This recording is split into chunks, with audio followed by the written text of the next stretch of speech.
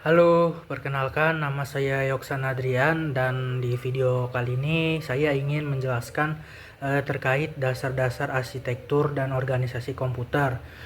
Mungkin untuk materinya bisa mencakup pengertian, komponen utama dalam organisasi komputer, struktur dasar komputer, dan masih banyak lagi.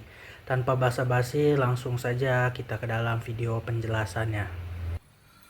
Oke, dimulai dari pendahuluan. Yang pertama ada arsitektur komputer.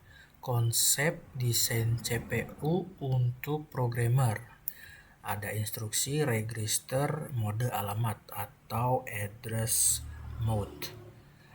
Maksudnya adalah arsitektur komputer ini itu rancangan konseptual komputer, baik itu instruksi apa yang bisa dipahami, bagaimana data direpresentasikan, dan apa yang disediakan CPU untuk programmer. Lalu selanjutnya yang kedua, organisasi komputer. Implementasi nyata dari arsitektur, mulai dari ALU, kontrol, memori, dan bus. Maksud dari ALU di sini itu dia adalah salah satu bagian dari CPU yang dapat menangani perhitungan aritmatika seperti tambah, kurang, bagi, dan juga kali. Dia juga bisa seperti logika AND, OR, atau NOT. Setelah itu dikontrol, lalu disimpan di dalam memori, dan yang terakhir ada bus. Bus itu dia itu seperti jalur komunikasi untuk mengirim data.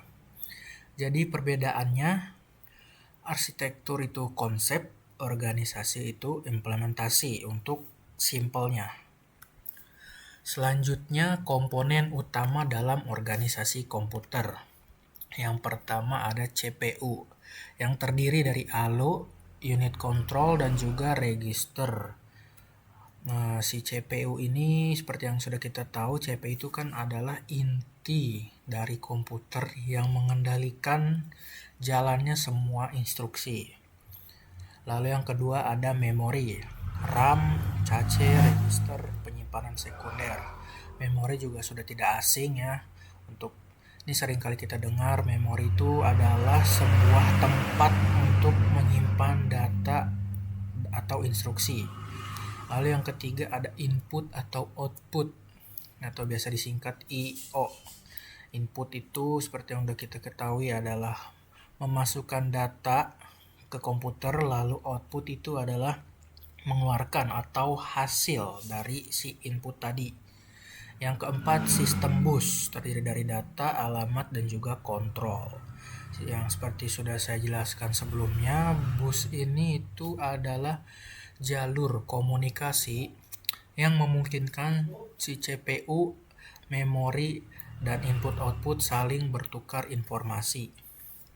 Selanjutnya, struktur dasar komputer. Jadi, program dan data disimpan di memori yang sama. CPU mengambil instruksi dari memori, lalu dieksekusi, hasil disimpan kembali. Siklus fetch, decode, execute ini maksudnya jadi itu adalah urutan langkah CPU menjalankan instruksi, mulai dari fetch, mengambil, decode, menerjemahkan, dan execute, menjalankan. Selanjutnya arsitektur CPU. Yang pertama ada Instruction Set Architecture atau ISA. ISA ini adalah kumpulan instruksi-instruksi dasar yang bisa dijalankan oleh prosesor.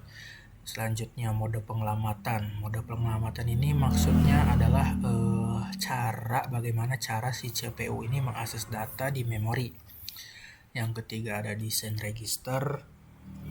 Lalu yang terakhir ada pipeline untuk efisiensi instruksi. Maksudnya itu pipeline ini teknik untuk memproses beberapa instruksi secara paralel agar lebih cepat.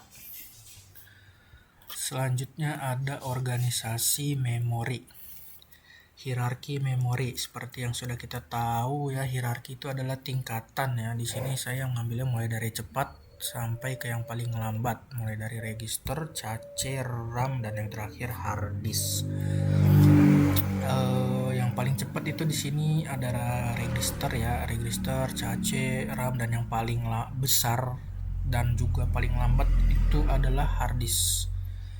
Lalu maksud dari trade off di sini adalah itu artinya seperti ada kompromi lah antara kecepatan, kapasitas, dan juga biaya. Jadi kayak kita tuh harus memilih kombinasi memori yang seimbang antara kecepatan, kapasitas, dan juga biaya. Kurang lebih seperti itu. Lalu selanjutnya ada sistem interkoneksi. Yang pertama ada bus tunggal. Nah, bus tunggal ini itu adalah maksudnya semua komponen itu dia berbagi jalur yang sama, jalur komunikasi yang sama. Lalu yang kedua ada bus ganda. Bus ganda ini ada beberapa jalur komunikasi khusus, jadi dia datanya itu bisa lebih cepat lah untuk diproses. Lalu yang ketiga ada hierarki bus. Hierarki bus ini maksudnya dibagi dalam tingkatan, misalnya kayak CPU, antara CPU, memori, lalu input, output, dan juga perangkat, seperti itu. Lalu terakhir peran arbiter dan sinkronisasi. Arbiter ini itu maksudnya kayak pengatur siapa yang boleh memakai bus pada saat tertentu. Oke, untuk kesimpulannya jadi arsitektur itu adalah konsep desain, konsep awal. Lalu yang organisasi ada realisasi fisik atau bentuk fisiknya dari si arsitektur tadi. Keduanya saling melengkapi dan berkaitan erat. Karena jika keduanya tidak saling melengkapi, contohnya desain tanpa adanya implementasi kan tidak berguna. Lalu begitu pula dengan implementasi, jika tanpa adanya desain itu tidak akan terarah. Oke, saya rasa cukup sampai di sini dulu untuk penjelasan video dasar-dasar arsitektur dan organisasi komputer. Semoga apa yang saya sampaikan dapat menjadi manfaat bagi kita semua. Kurang lebihnya mohon maaf. Terima kasih dan sampai jumpa.